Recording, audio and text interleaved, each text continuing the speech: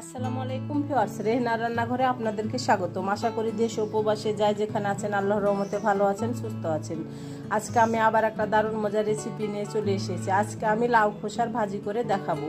লাউ খেয়ে লাউ খোসাটা ফেলবেন না। লাউ খেয়ে লাউ খোসাটার ভাজি খেতে অনেক মজা লাগে। লাউগুলাকে আমি এভাবে চিকন চিকন করে কেটে নিয়েছি, আলু ভাজির মতন করে এভাবে কুচি কুচি করে কেটে নিতে হবে। লাউ খোসার ভাজির জন্য লাউটাকে জালি লাউ নিলেই বেশি ভালো হয়।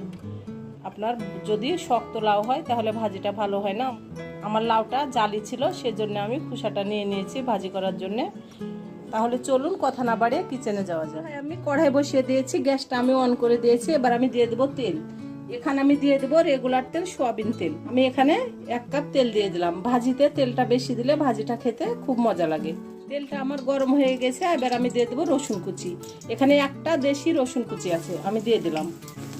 আমি দিয়ে দেবো পেঁয়াজ কুচি। ভাজিতে পেঁয়াজটা বেশি দিলে ভাজিটা খেতে মজা লাগে। এখানে আমার বড় সাইজের 8টা পেঁয়াজ আছে, আমি দিয়ে দিলাম পেঁয়াজ কুচি। পেঁয়াজগুলোকে আমি মোটা মোটা করে কেটে নিয়েছি, কারণ ভাজিতে পেঁয়াজটা মোটা দিলে খেতে বেশি মজা লাগে। পেঁয়াজ রসুনটাকে আমি ব্রাউন কালার করে ভেজে নিয়ে আমি ফিরে আসছি।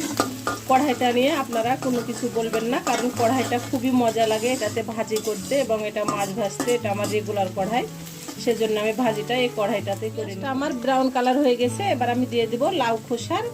এখানে একটা গোটা লাউয়ের খোসা আছে, আমি দিয়ে দিলাম। এবার আমি এটাকে ভালো করে নেড়ে চেড়ে নেব।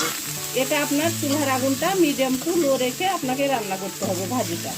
লাউ খোসার ভাজিটা একটা সিম্পল ভাজি, এটাতে কোনো কিছু ব্যবহার করতে হয় না। এটাতে রসুন কুচি আর পেঁয়াজ কুচিটা ব্যবহার করলে এটা খেতে বেশি মজা লাগে। আমি দিয়ে দেবো স্বাদ অনুযায়ী লবণ দিয়ে দিলাম। আমি দিয়ে দেবো 1/2 চামচ হলুদের গুঁড়া। এবার আমি ভালো করে নেড়ে চেড়ে নেব।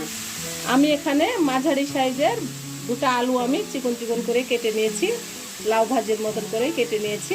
লাউ খোসাটা শুধু ভাজি করলে খেতে ভালো লাগে না, এটাতে আলু দিলে পরে খেতে খুবই মজা লাগে। আমি দিয়ে দিলাম মাঝারি সাইজের 2টা আলু। এবার আমি ভালো করে মিলিয়ে নেব লাউ খোসা আর আলুটা। আমি ভালো করে মিলিয়ে নিয়ে আমি এবার এটাকে ঢাকনা দিয়ে ঢেকে 5 মিনিট আমি মিডিয়াম টু লো হিটে আমি রান্না করে নেব। 5 মিনিট পরে আমি ফিরে আসছি। 5 মিনিট পরে আমি ঢাকনাটা উঠিয়ে নেব। আমার লাউ খোসার ভাজিটা প্রায় সিদ্ধ হয়ে এসেছে 50%। আমি এবার দিয়ে দেবো কাঁচামরিচ। এখানে 6টা কাঁচামরিচ আছে, আমি দিয়ে দিলাম। ঝালটা আপনার কম ব্যবহার করলে ভাজিটা খেতে মজা লাগবে। লাউ খোসার ভাজিতে যত আপনি কম মশলা ব্যবহার করবেন ততই ভাজিটা খেতে মজা লাগবে। লাউ খোসার ভাজি আপনার খেতে খুবই মজা লাগে। এটা আপনি ভাত, রুটি, পরোটা আপনি সব কিছুর সঙ্গে পরিবেশন করতে পারবেন। আমি এবার ঢাকনা দিয়ে ঢেকে আরও 5 মিনিট রান্না করে নেব। আমি এটা চুলার আগুনটা মিডিয়াম টু একেবারে লোয়ে রাখবো। 5 মিনিট পরে আমি ভাজি করে নিয়ে ফিরে আসি। 5 মিনিট পরে আমি ফিরে আসলাম। আমি এবার ঢাকনাটা উঠিয়ে নিলাম। হয়ে গেছে আমার ভাজি। এ ভাজিটা করতে বেশি সময় লাগে না। লাউটা যদি জালি হয়, তাহলে লাউয়ের খোসাটা যদি জালি হয় ভালো হয়, তাহলে আপনার ভাজিটা করতে 10 মিনিট সময় লাগে। আমার মাত্র 10 মিনিট সময় লেগেছে। আমার রেসিপিগুলো যদি ভালো লাগে তাহলে আমার ভিডিওগুলো দেখার অনুরোধ রইল। যদি ফেসবুক থেকে দেখেন তাহলে অবশ্যই একটা ফলো দিয়ে দিবেন। ইউটিউব থেকে দেখলে একটা সাবস্ক্রাইব করার অনুরোধ রইল। হাতে যদি সময় থাকে লাইক শেয়ার কমেন্ট করে দিবেন।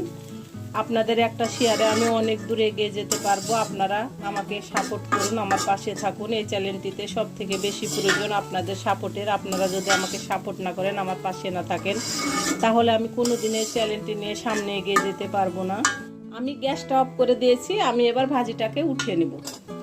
আমি ভাজিটা উঠিয়ে নিয়ে আমি আপনাদেরকে পরিবেশন করে দেখাচ্ছি। ভাজিটা আমি উঠিয়ে নিয়েছি। ভাজিটা আমি চেক করে নিয়েছিলাম, ভাজিটা আমার সিদ্ধ হয়ে গেছিল। লাউয়ের খোসাটাও সিদ্ধ হয়ে গেছে, আলুটাও সিদ্ধ হয়ে গেছে। আমার পরিবেশন করা আশা করি আমার রেসিপিটা অবশ্যই ভালো লাগবে। যদি ভালো লাগে তাহলে আমার চ্যানেলটিতে লাইক কমেন্ট শেয়ার করতে ভুলবেন না। বেশি বেশি করে সাবস্ক্রাইব করার অনুরোধ রইল। তাহলে আজকের মতো এখানে বিদায়। আবার অন্য কোনো রেসিপি নিয়ে আসবো। সবাই ভালো থাকবেন। আল্লাহ হাফেজ।